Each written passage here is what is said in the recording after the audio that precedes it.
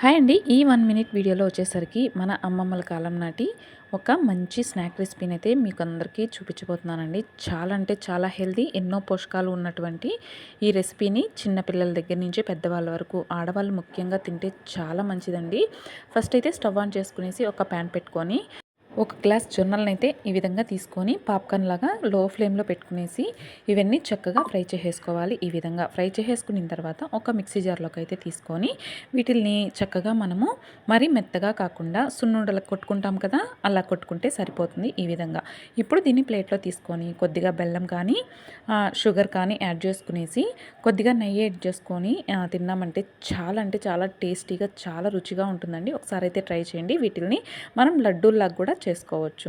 ఈ రెసిపీ అయితే చాలా మంచిదండి. ముఖ్యంగా ఆడవాళ్ళు తినడం వల్ల మనకి బోన్ వెయిట్ అనేది చాలా బాగుంటుంది. సబ్స్క్రైబ్ చేసుకోండి నచ్చితే. Thank you for watching.